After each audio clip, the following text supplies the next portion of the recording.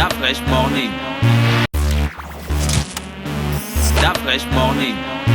Avec Mosley ce matin sur les 104.5 Urban FM, la station. Le grand m'a aussi envoyé. Il a aussi envoyé chez moi. Le grand. Oh. Sauvez-nous. Mosley, on parle donc de George Floyd, c'est ça? Oui, nous parlons de George Floyd. Et je disais tout à l'heure que c'est vrai que de prime abord, quand on entend parler, du moins quand on évoque le thème, ça paraît un peu très loin de nous, ça paraît un peu très difficile à comprendre quel est le lien qu'on peut établir entre ce qui se passe aux États-Unis et ce qui se passe aujourd'hui au Gabon. Mais pour ceux qui peut-être ne suivent pas l'actualité, il faut savoir que George Perry Floyd était un Américain de 45 ans, 46 ans, qui est mort sous le genou d'un policier américain, Derek Chauvin. Bon, on va dire en anglais Derek Chauvin, mais tout le monde a pu suivre cette actualité. Et les faits sont plus ou moins, on va dire, au départ banals, parce qu'il s'agit simplement de quelqu'un qui s'est rendu dans une épicerie de son quartier et il a acheté des cigarettes en vérifiant le billet qu'il a donné, un billet de $20, on s'est rendu compte qu'il s'agissait, enfin les jeunes qui étaient à la caisse se sont rendus compte qu'il s'agissait d'un faux billet. Bon, simplement ils sont repartis vers la personne. Il était encore dans sa voiture avec ses amis et on lui a demandé de restituer le paquet de cigarettes qu'il venait d'acheter. Je crois qu'à un moment donné, il n'a pas rendu le paquet de cigarettes, donc ils ont été obligés d'appeler la police. Et 20 minutes plus tard, il y a un premier véhicule de police qui est arrivé, 2 policiers et un deuxième. Et c'est dans le deuxième que se trouvait Derek Chauvin, qui est évidemment l'officier qui a maintenu pendant 8 minutes 46 secondes le genou sur le cou de George Perry Floyd. Et l'intéressé, il y a la mort qui s'en est suivie parce que simplement, il a commencé au bout de 5 minutes, il a commencé à leur faire savoir qu'il ne parvenait plus à respirer. Au départ, ça a été déclaré comme n'étant pas le fait même du policier, mais avec des enquêtes qui ont été menées, notamment l'autopsie, 2 autopsies qui ont été réalisées, il y a eu la confirmation que cela a été fait. Enfin, sa mort est due ou a été le fait de l'asphyxie. Et dès cet instant, on a inculpé le policier. Et vous savez qu'aux États-Unis, c'est un fait courant. Il y a eu beaucoup de situations comme celle-là où on a des jeunes noirs qui se font tabasser ou qui se sont abattus froidement alors que, par exemple, ils ne portaient aucune arme. On se rappelle encore de l'histoire de Rodney King. On se rappelle de l'histoire qui s'est passée il y a quelques temps encore où deux blancs ont tiré sur un jeune qui faisait du jogging. Et ça a créé également un tollé au niveau des États-Unis.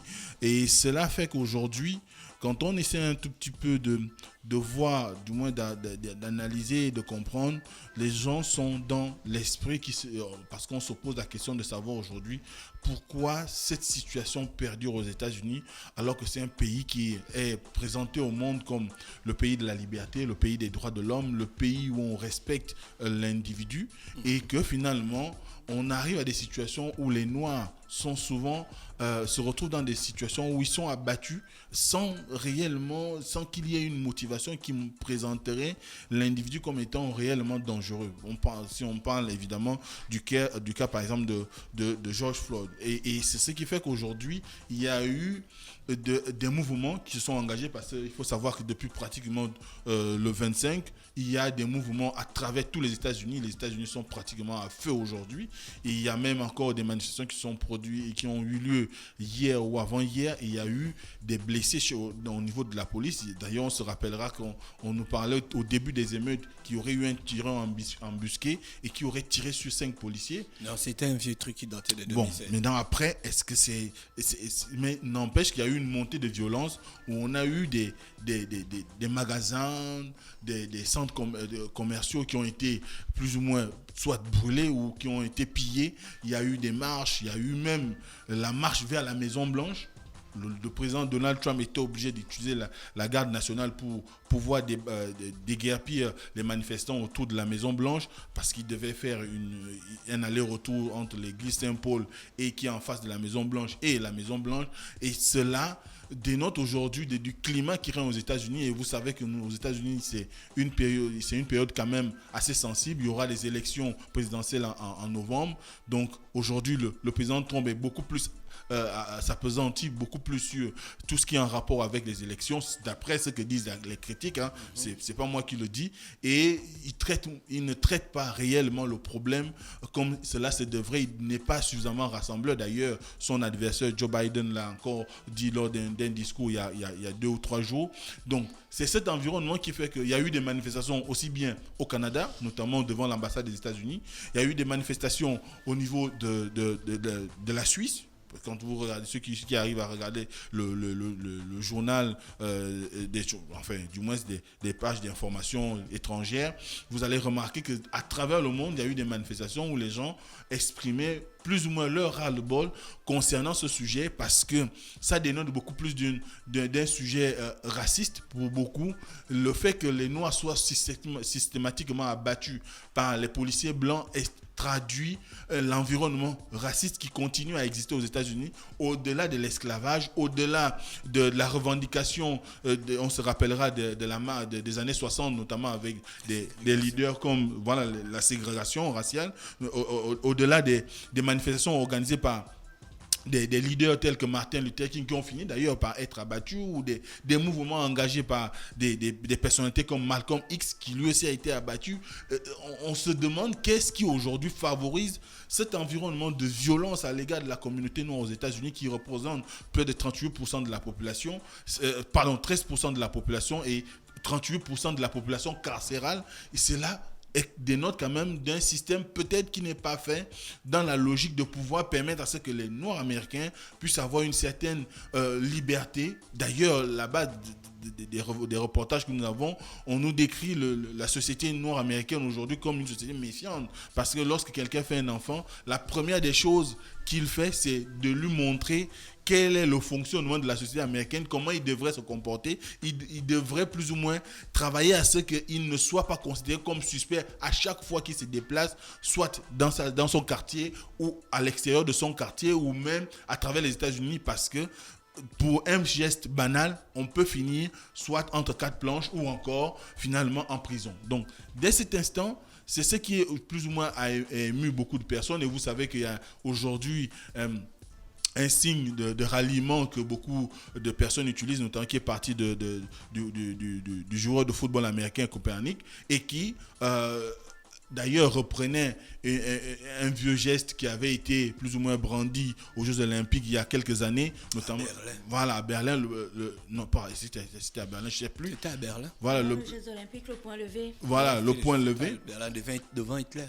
Le point levé, et ce point levé-là a eu un impact aujourd'hui parce qu'il est associé également à la mise d'un genou à terre, notamment le genou gauche, qui est le symbole de Martin Luther King lors de la marche d'Alabama. Et évidemment, jumelé, ça devient le point de revendication, le geste de la revendication aux États-Unis par rapport aux violences faites aux Noirs. Et vous savez que ça a été amplifié par la naissance d'un certain nombre de mouvements comme le Black Lives Matter, la vie des Noirs compte, qui sont aujourd'hui pratiquement un mouvement planétaire, parce que même au niveau du Gabon, j'ai vu un certain nombre de personnalités que nous connaissons aussi bien dans l'administration ou dans la société civile partager des photos ou encore des images de ce mouvement-là. Ça sous-entend qu'ils sont plus ou moins en accord avec ce qui se passe actuellement, la revendication des Noirs. Et c'est ce qui a amené, par exemple, le joueur gabonais qui évolue du côté de la Turquie, Gelor Kanga. Gelor Kanga a manifesté. Vous savez qu'actuellement, il est le meilleur buteur du championnat turc. Ah bon? Ouais. Kanga Gelor. Oui, Kanga Gelor, meilleur buteur du championnat turc, et il a 11 buts inscrits à son compteur. Et il y a 2 jours, lorsqu'il a joué, il s'est simplement le championnat turc a repris. Oui, est-ce qu'ils étaient même en arrêt? Je ne crois pas. Donc, lorsqu'il a marqué le dernier but récemment, il a fait le même geste de ralliement pour exprimer son indignation. Et cela doit nous interpeller, parce qu'il ne s'agit pas simplement d'un simple sportif. Parce que lorsqu'on est déjà dans ce type d'engagement, il faut savoir qu'on est maintenant également dans l'engagement militant. On s'exprime. D'ailleurs, à travers aux États-Unis, il y a eu beaucoup de stars qui se sont exprimées. On a en France, par exemple, Kylian Mbappé qui s'est exprimé également sur le sujet. Et vous savez qu'actuellement, il y a des manifestations pour Adama, un jeune également qui a été victime des bavures policières en France. Et aujourd'hui, il y a également un parti politique au niveau du Gabon qui s'est exprimé, notamment Démocratie Nouvelle, qui a sorti une communication hier, qui a fait une déclaration condamnant les actes qui sont actuellement perpétrés à l'endroit des Noirs au niveau des États-Unis, parce que pour ce parti politique, il est inconcevable que la nation qui est plus ou moins présentée comme la garante même des droits de l'homme, qui est le gardien, le gendarme du monde, soit inscrit dans une logique qui voudrait qu'on soit encore dans une situation où finalement on enregistre ce genre de décès. Donc, Démocratie Nouvelle a fait sa communication à travers son porte-parole qui est Patrick Eyorezan. Et dans cette déclaration, pour ceux qui ont pu la lire ou encore la suivre sur les antennes par exemple de Gabon Première, ils ont été plus ou moins compatissants à l'endroit de la famille. Ils ont présenté leurs condoléances à la famille pour pouvoir leur indiquer qu'ils étaient là pour un soutien moral. Et je crois qu'aujourd'hui... La famille de qui? George Floyd. Démocratie Nouvelle a apporté son soutien à la famille. Son soutien et ils moral. assurent qu'ils sont disponibles au cas où. Oui, D'accord. moralement, bien sûr. Ils n'ont pas parlé d'autre chose. Donc, et dès cet instant, on voit bien qu'aujourd'hui, il y a une critique qui s'est engagée, qui est désormais à la place publique. Vous savez qu'il y a quelque temps encore, lorsqu'il s'est agi des attentats de Charlie Hebdo, tous les présidents africains avaient fait le déplacement de Paris pour réclamer et revendiquer leur proximité avec Charlie Hebdo. Je suis Charlie, tout le monde a tweeté ça. C'était pas pour... Non, Mosley. Il faut quand même un moment revenir dans le contexte. D'accord. Tu vois, non? C'était pour marquer leur indignation contre le terrorisme. Que le terrorisme ne pourra pas diriger le monde et ne pourra pas faire en sorte qu'on vive dans la peur. N'empêche qu'aujourd'hui, on est dans une situation où le monde est... On appelle ça comment? Divisé? Non, pas divisé. un Non. village planétaire. Non, on est bloqué dans les maisons. On appelle ça comment? Confinement. Le monde est confiné. Mm. Tu vas voyager comment? Tu vas aller marcher où? Mais au moins faire des déclarations. C'est ce qu'on leur reproche aujourd'hui, c'est qu'il y a comme un mutisme derrière. Parce que de la même manière qu'ils ont pu faire le déplacement pour exprimer leur indignation face au terrorisme, comme tu dis. Ils avaient fait le déplacement pour une solidarité présidentielle, non? Tu te souviens? Pour soutenir leurs confrères présidents. Non, c'était pour marquer leur indignation. Bon, ils ont marché main dans la main, non? Mais c'est normal, on Bon, combat. maintenant, là, tu veux qu'ils soutiennent qui? Tu ne trouves pas que c'est sensible? L'action aujourd'hui que le les africanistes ou encore les afro-descendants demandent, c'est de pouvoir trouver quand même au niveau de l'Afrique un soutien quelconque, même si ce n'est pas un soutien comparaison n'est pas raison, c'est pas pareil, c'est pas le même contexte. Qu'est-ce qui change? Non. Dire simplement que ce qui se passe n'est pas acceptable, comme la Chine et l'Iran ont dit aux États-Unis qu'arrêter les violences sur les populations, c'est ce que tu... Mais bien sûr, la Chine et l'Iran ont rappelé aux États-Unis qu'il faudrait que les bavures policières cessent. Et d'ailleurs, c'est ce que les États-Unis font souvent à l'endroit de ces pays-là. Et les États-Unis ont toujours eu à s'inscrire dans une logique de donneurs de leçons à travers le monde, de donneurs de leçons de démocratie, de leçons de liberté. Donc il faudrait qu'à un moment donné, quand on arrive à une situation comme celle-là, qui est une situation quand même que beaucoup de personnes à travers le monde, parce que la condition des Noirs ou des Afro-descendants n'est plus simplement une histoire des États-Unis, c'est une histoire mondiale au Gabon et partout à travers l'Afrique. Par exemple, le cas des migrants qui sont à la recherche de l'Eldorado en Europe et qui passent par les pays maghrébins, on voit comment ils sont traités. Il y a même eu un marché où on vendait des Noirs. Récemment, là, entre l'Algérie, la Libye et consorts. Donc, ça sous-entend qu'il y a quand même un problème aujourd'hui. Et si nous n'avons pas des États ou des pays africains qui soient en mesure de pouvoir quand même de façon, par des voies officielles, ça peut être des voies diplomatiques, parce que la voie diplomatique, c'est la voie officielle par excellence, de dire quand même que nous avons besoin que même si ce sont vos populations, mais de par la solidarité universelle, qu'on ait quand même une lecture qui nous permettrait de savoir que vous vous souciez quand même de la condition d'un certain nombre de populations qui peuvent se retrouver soit en minorité ou en majorité chez vous, mais ce n'est pas le cas. Jusqu'à aujourd'hui, aucun président africain n'a fait une déclaration. On se demande même si ils sont conscients de ce qui est en train de se jouer, parce que ce n'est pas seulement une affaire de George Floyd, c'est aussi une affaire de la situation mondiale aujourd'hui. On a vu par exemple le fameux débat sur l'OMS concernant le fameux vaccin contre le coronavirus. Et on a vu tout ce que ça a suscité comme indignation de la part des leaders. Mais on n'a pas vu un président africain se démarquer au-delà de Madagascar qui défend évidemment son breuvage traditionnel amélioré qui est le Covid organique. Mais aucun autre pays africain ne s'est clairement exprimé là-dessus sur la question de est-ce qu'on fera des vaccins en Afrique ou pas. Donc alors que ça gonfle le débat sur la place publique parce que les gens sont notamment ceux qui sont dans la théorie du complot estiment que aujourd'hui tout ce qui est fait sur le plan international, notamment dans les organismes internationaux, est de nature à pouvoir garder l'Afrique ou encore l'homme noir dans la posture qui est la sienne aujourd'hui de dépendance. Il faut donc aller au-delà d'un certain nombre de choses et c'est ce qui est intéressant parce que une formation comme Démocratie Nouvelle, certes, elle n'a pas les leviers pour pouvoir influencer quoi que ce soit, mais on sent que derrière, il y a quand même une certaine compatissance, il y a de l'empathie à l'égard de ce qui se passe aux États-Unis.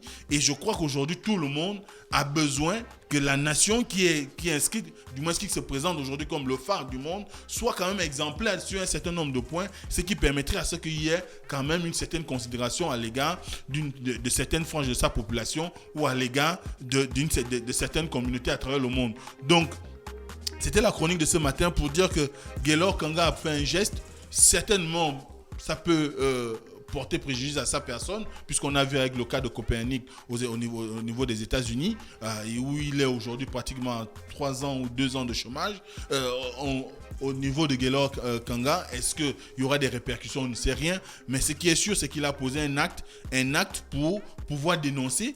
Parce qu'on sait également que dans ces pays de l'Europe de l'Est ou d'Europe centrale, il y a quand même une grande montée du racisme. Donc, le fait qu'il s'exprime ainsi, peut-être qu'il a été victime lui-même d'une situation comme celle-là, et que Démocratie Nouvelle également s'exprime, c'est un moyen de pouvoir rappeler à l'opinion que nous sommes non seulement, certes, engagés pour notre pays, mais nous avons aussi le devoir de veiller à l'universel, de regarder ce qui se passe ailleurs et de donner notre point de vue.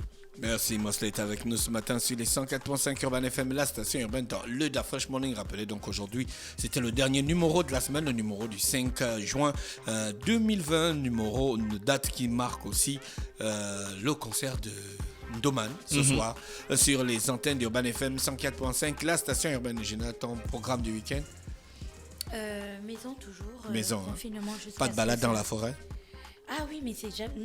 Non, pas ce Est-ce que c'est week-end. possible en ce moment? Pas ce week-end. D'accord, Mosley. Je vais juste aller Sport, courir un petit sport, peu. sport. Activité sportive. Tu vas aller Oui. faire le tour du stade Notre-Dame de l'Or.